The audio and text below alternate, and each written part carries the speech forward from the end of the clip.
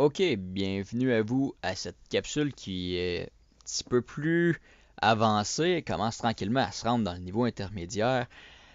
C'est pas que c'est plus complexe, mais c'est encore de la syntaxe à apprendre. C'est un peu le bout le plus pénible, je vous dirais, au niveau de l'apprentissage de la programmation, c'est d'essayer de tout maîtriser ça puis de comprendre, ok, qu'est-ce que je vais faire avec ça et ça.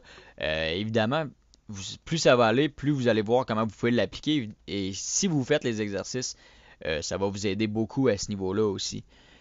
Tant qu'on n'aura pas terminé au minimum le niveau intermédiaire, par contre, ce sera très difficile slash inutile pour l'instant d'aller vers un autre framework comme Unity, ASP.NET ou WPF, peu importe.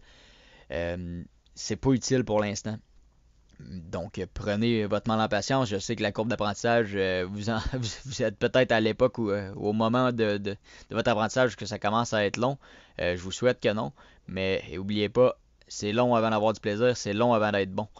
Donc, quand vous êtes arrivé juste ici, en fait, là, oubliez pas, c'est là que le fun arrive. Si vous voulez un exemple, là, en ce moment, je vous dirais qu'on est rendu peut-être ici. Et c'est peut-être là que ça va commencer à être le fun. Donc, n'hésitez pas. Le plus long, le plus ardu est presque terminé. Donc, et voilà, on voit aujourd'hui les boucles, ce qu'on appelle en anglais des loops. L-O-O-P. C'est important, c'est comme ça que vous allez voir ça. Les jeux vidéo sont basés sur les loops à 99%. En programmation, évidemment, il y a des. Surtout quand on parle de jeux vidéo, des fois il y a de l'événementiel ou des loops. C'est deux façons de travailler, mais le loop est pratiquement toujours là, surtout dans les jeux qui sont ouverts où il n'y a pas nécessairement un but directement. Ce qui veut dire que à tous les frames, votre application va revenir lire le code toujours, toujours, toujours. Donc, c'est là que c'est important d'être super efficient. OK. Donc, la première loop que je vais vous montrer, c'est la for loop. Peut-être la celle qui est la moins intéressante à ce moment-ci. Elle est super importante. Par contre, la for loop, la for each loop que je vous montrerai plus tard, la for loop sert à parcourir une liste ou à faire augmenter quelque chose à toutes les fois que le logiciel s'exécute, à toutes les frames que le logiciel s'exécute.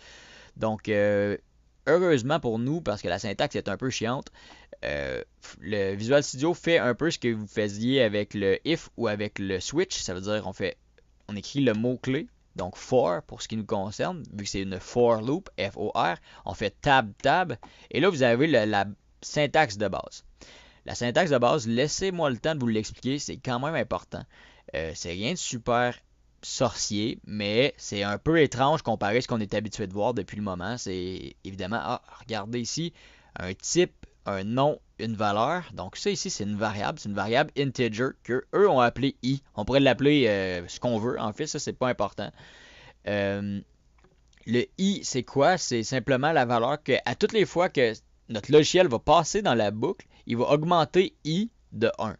Donc, ça ici, on commence le i à 0, c'est ce qu'on veut dire. On lui assigne la valeur de 0. Après ça, on lui dit tu continues jusqu'à temps que i soit plus petit que 10, par exemple. Donc là, il va compter 0, 1, 2, 3, 4, 5, 6, 7, 8, 9. Pourquoi 0? Parce qu'en informatique, on commence toujours à compter à partir de 0. Si je veux qu'il fasse 1, 2, 3, 4, 5, 6, 7, 8, 9, 10, je peux tout simplement commencer à 1 ici.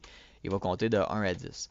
Mais nous, on va le laisser à 0. Et là, ça, ce qu'il nous dit, c'est en fait, il va augmenter jusqu'à temps qu'il arrive à 10. On pourrait faire le contraire, on pourrait partir de 100 puis faire jusqu'à temps qu'il soit à 0 puis faire i moins moins, ça serait possible. Mais pour l'instant, on va faire le typique parce que quand on parcourt une liste, c'est pratiquement toujours ça qu'on fait. Vous allez voir ça dans la capsule où on parlera des arrays, si je ne m'abuse, la prochaine capsule. Ouais, exactement. Donc, vous allez voir, je vous la montre tout de suite et on va l'appliquer un petit peu plus tard au niveau des arrays. Ce sera plus intéressant pour vous. Ça, c'est définitif. Donc, ce qu'on va faire ici, on va simplement lui mettre ce qu'on veut qu'il se passe dans la boucle. Donc là, on lit le logiciel, lui il fait la boucle, il dit OK, i est plus petit que 10, je recommence. I est plus petit que 10, je recommence. Il fait toujours une espèce de boucle en fait, c'est ça le principe. Donc, lui il dit OK, i est plus petit, il lit comme ça. Là, il fait OK, c'est fini. Après ça, quand il a terminé, quand il est arrivé à cette bracket-là, il va aller évaluer ici. Est-ce que i est plus petit que 10? Oui. Donc, on recommence, on retourne là. Et après ça, il va refaire ça jusqu'à temps que ce soit terminé. Jusqu'à temps que le i vale 10. Parce que c'est i ici qui augmente à toutes les fois. Donc, clear all. attention avec les boucles. Ces boucles-là, le for loop est moins grave. Le while loop peut faire planter votre ordinateur au sens où vous pouvez surcharger votre ordinateur parce que s'il n'y a pas de condition de fin, elle va tourner longtemps votre boucle. Donc, il faut faire attention à ça. Avec le C#, c'est moins grave. Si vous allez vers d'autres langages de programmation qui sont un petit peu plus, qu'on dit, de bas niveau, ça peut vraiment, peut-être même, pas faire chauffer l'ordi, mais ça va le faire planter, vous allez crasher. C'est pas si grave, mais bon. Donc, on va regarder ce que ça fait. Si on fait CW ici et on écrit simplement la variable i, on reprend notre variable qui est ici, vous allez peut-être comprendre plus facilement qu'est-ce qui va se passer. Donc, toc, et voilà. Ça se fait évidemment à une fraction de seconde. Il compte de 1 à 10 à toutes les fois dans le fond qu'il passe. Oh, il passe. On lui dit i commence à 0, donc ok, là il nous imprime le i, fait que c'est 0. Après ça, il fait ok, est-ce que i est plus petit que 10? Non, i est plus grand que 10. Oui, voyons, i est plus petit que 10. Oui, s'il est plus petit, on continue jusqu'à temps que ça soit plus grand ou égal à 10. Donc il continue, et quand il arrive à 10, il arrête. Donc ça, c'est ce qu'il y en a pour la for loop.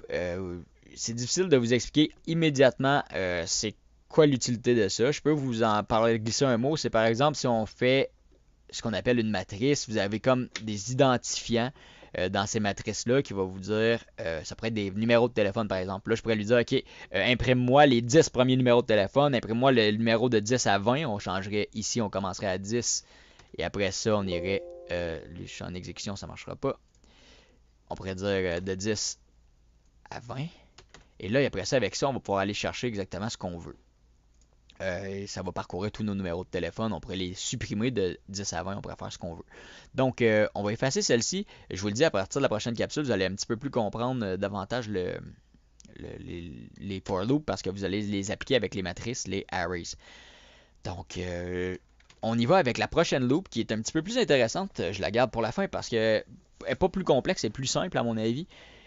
Surtout si vous comprenez l'anglais, c'est vous faites une boucle tant que votre condition n'est pas comment je dis ça, while the condition is not met, quand la condition n'est pas atteinte, quand on n'est pas encore, on remplit pas les conditions, ça continue de rouler jusqu'à ce que ça remplisse. Ce que ça pourrait nous aider à faire, ce petit travail-là, c'est cette petite boucle-là, c'est un petit jeu de chiffres magiques. On va faire une première version.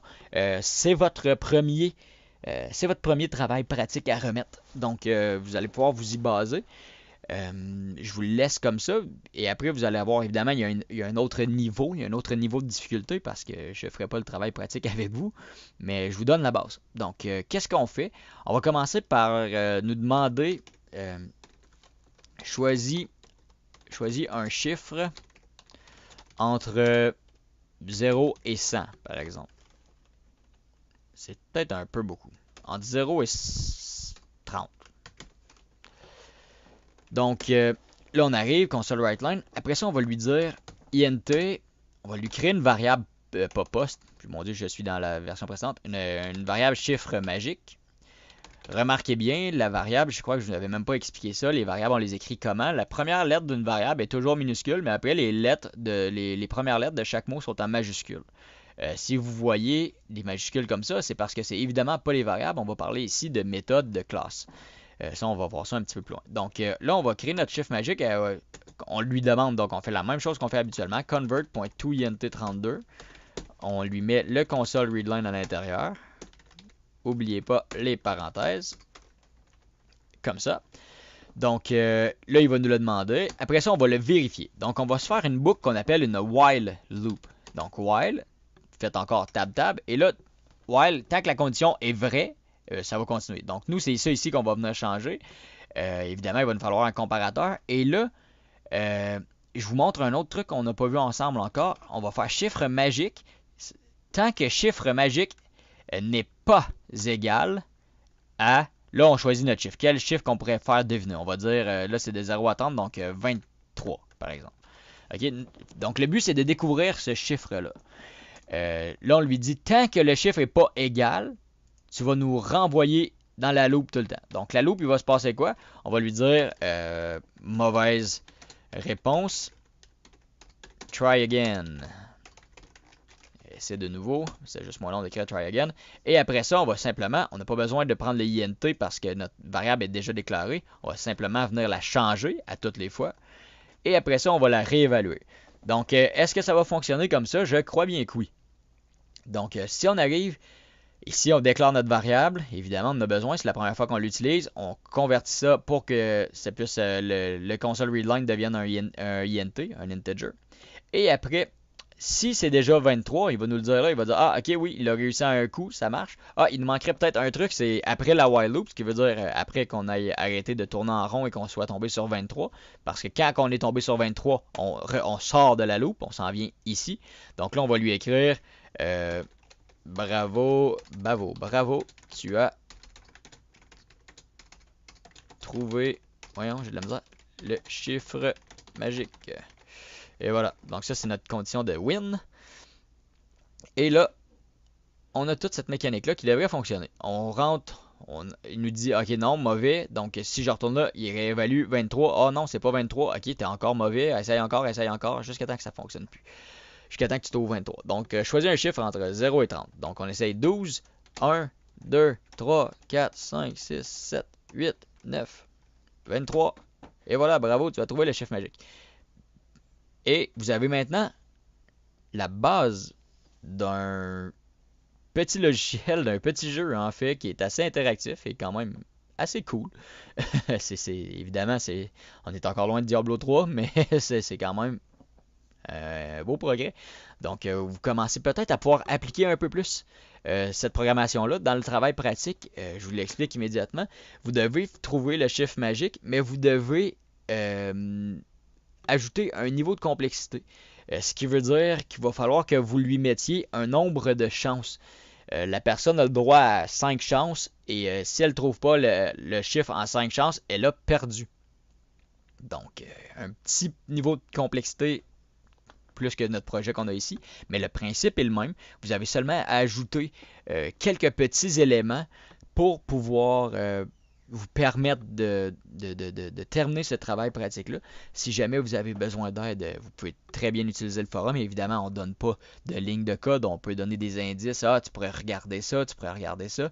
Et un autre truc en fait que vous allez avoir à faire, regardez les consignes. De toute façon, ne vous fiez pas seulement à la vidéo. Il faut vraiment regarder les consignes du projet.